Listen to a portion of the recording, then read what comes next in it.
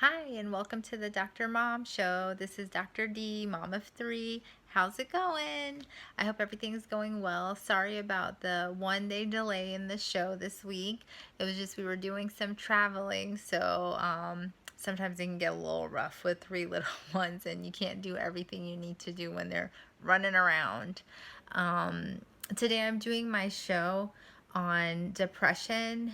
This week I think it's definitely hit the world hard, and even though depression affects a lot of people, it's hard when it's in social media.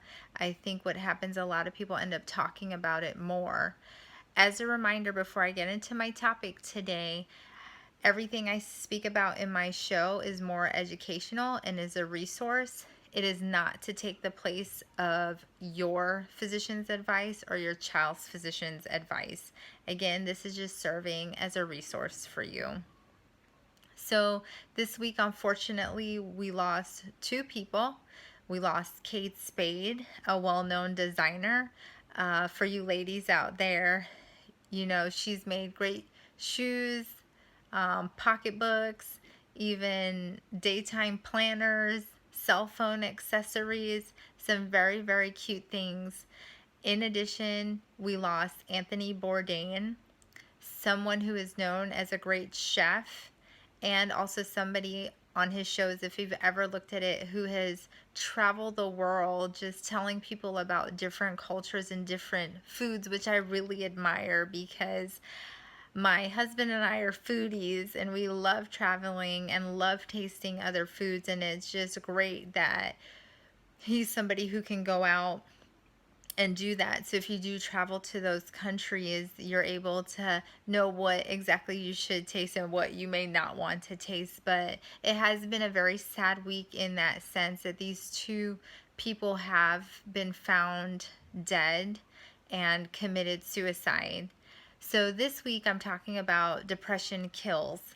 First, I would just like to say that depression itself, the way we define it is by the DSM-5. Usually this is what psychiatrists use for the definition.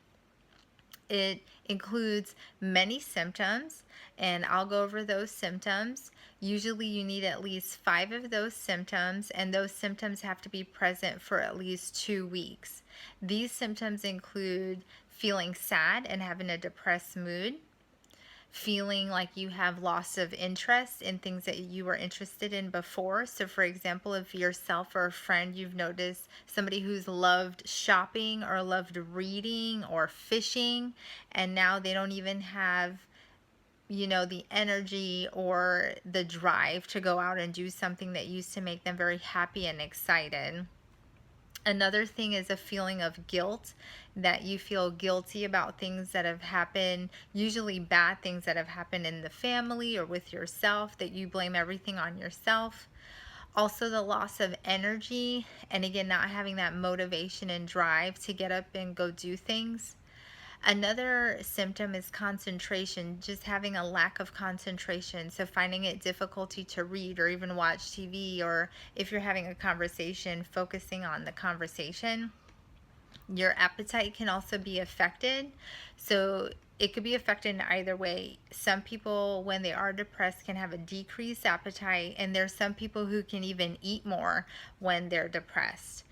Another thing is what we call psychomotor changes, where, you know, again, you just can't function like you used to. And then, of course, there is thoughts of suicide, thoughts of hurting yourself, making a plan, not thinking that it's worth living anymore and that the world would be better, your family would be better.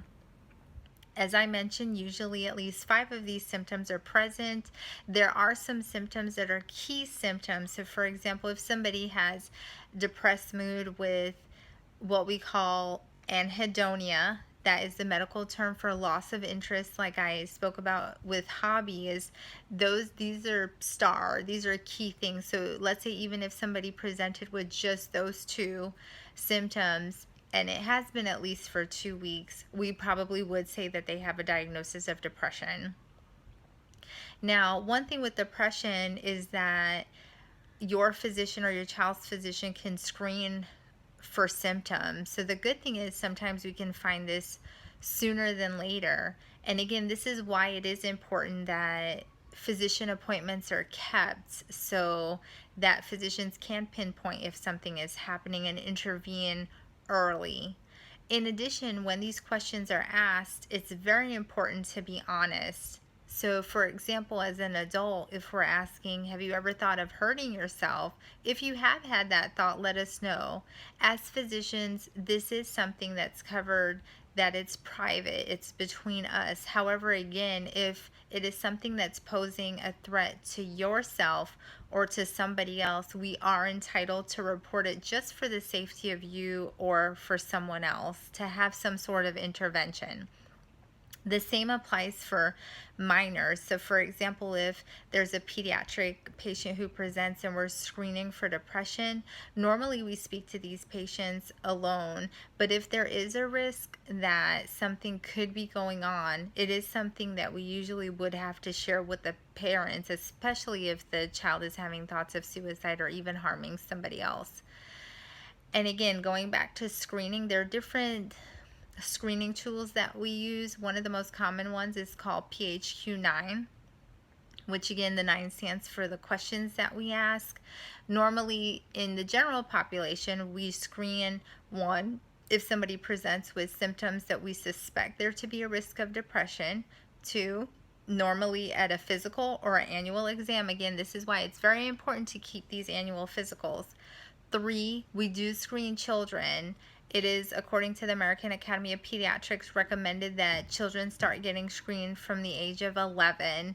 And of course, if prior to that a parent has concern or a child voices any symptoms that could be consistent with depression, a screening would be obtained. In addition, we do screen moms who are in the postpartum stage because, again, postpartum depression can occur after delivery. So these are important things that if you do feel that you're having any of these symptoms, to please contact your physician or your child's physician if you feel that there is an issue. Also, if you look up online, there are hotlines that you can call. There are crisis hotlines for suicide intervention. There are depression hotlines.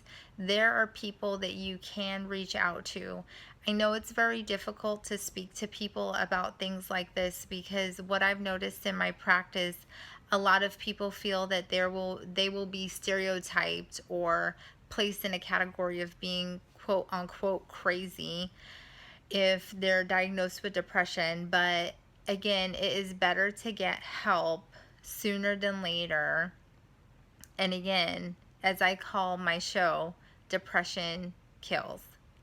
And if you don't get that help you need, you really need to step back and get a good support system and find people who you can trust. And like I said, sometimes that may be a counselor, sometimes that may be your primary care physician, sometimes it can be a family member or a friend. But the key is to get help as soon as possible. With that being said, I would like to reiterate, just as a Christian, I do feel prayer does help. So also seeking guidance, love, and connection with those in your church or a pastor, or, there's prayer hotlines that you can call to help you and to give you support. I am going to continue to do a series on depression. Again, today I'm hitting more on what is depression and the signs to look for. Again, this is just a tribute to Kate Spade and Anthony Bourdain. As I mentioned before, 2 people who have contributed, one to the fashion world and to the food world, and I'm sure they've contributed to other things in our society. But even though, for me, those aren't people that I know, those could potentially be family members of yours because those people had families. Those people, I'm sure, again, have moms and dads, husbands, wives, children, nieces, nephews who are now sad and have gone through a loss. And again, I don't think you or your family would want to go through that. So This video is just to give you some more information about the symptoms. As I mentioned, if you're experiencing anything like this, please speak to your provider or your child's provider. And I hope you follow up with me as I continue the series on depression.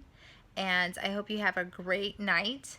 And don't forget to wash your hands, kiss your kids, love your family, and say your prayers. Bye-bye.